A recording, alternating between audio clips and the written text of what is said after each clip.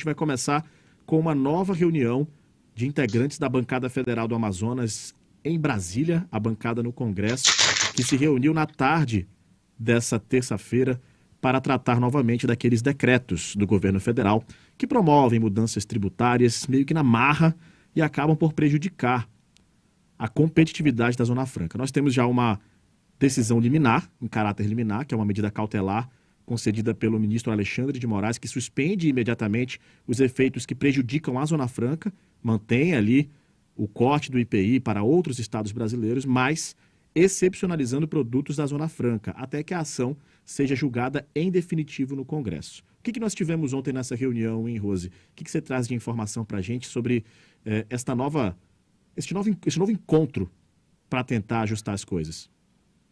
Os parlamentares da bancada que se posicionaram sobre o assunto, Rafael, o coordenador Omar Aziz, senador Eduardo Braga, Plínio Valério, Marcelo Ramos, Sidney Leite, Bosco Saraiva, eu falei todos, né, que estavam lá naquela foto que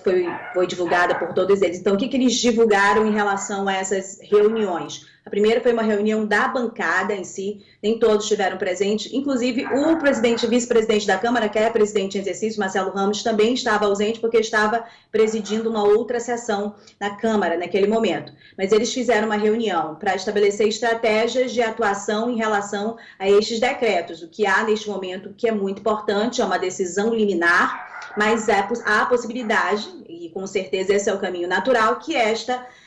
questão chegue ao plenário do STF, e ela tem a ver com a continuidade da Zona Franca, como todo mundo está cansado de saber. Então, eles traçaram estratégias para a atuação da bancada em função de todas as fragilidades que nós também já expusemos em outros momentos aqui na coluna. O que acontece é que houve uma outra reunião no final do dia, lá no TSE novamente, com o ministro Alexandre de Moraes. Segundo esses parlamentares, esta reunião serviu para levar ao ministro os agradecimentos dos amazonenses em relação à atenção e à rapidez com que ele analisou a questão, compreendendo a gravidade da manutenção daqueles decretos e o quanto aquele sangue estava jorrando em relação à Zona Franca de Manaus, em relação a tudo que ela sustenta a este estado. Esses são os dados oficiais. E aí eles colocaram algumas falas que foram colocadas pelo próprio ministro. A intenção dele de ouvir a manifestação da Advocacia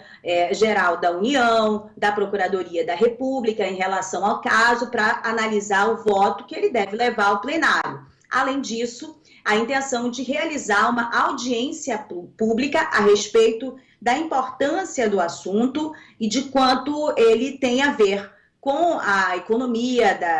do estado do Amazonas, o quanto ele tem a ver a respeito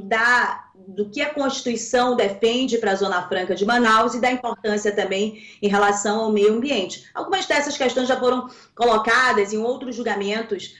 do STF sobre a Zona Franca, mas o ministro defendeu essa importância de uma audiência pública que foi muito bem acatada pela bancada e pelas pessoas que eu ouvi também em off agora. Consideraram uma excelente ideia, porque é um momento de se colocar no meio jurídico, né, com questões dos instrumentos jurídicos,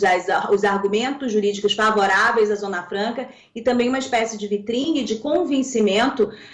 do que significa esse modelo, o quanto ele também tem uma série de outras informações que não representam um atraso, um dano, um peso para o país, né? A Zona Franca tem argumentos positivos em relação para a arrecadação do governo federal e também a importância sobre o que todo mundo no Brasil, fora do Brasil, também defende em relação ao meio ambiente. Claro que a gente tem posicionamentos detalhados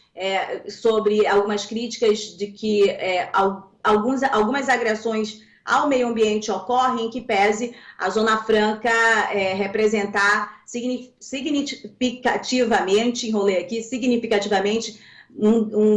a economia, sustento dessa economia do Estado, mas há sim no Estado do Amazonas muitos danos ambientais que precisam ser observados, ainda que seja mantida a Zona Franca de Manaus e suas vantagens. Bom, então esse é o dado, Rafael, que a gente tem oficial.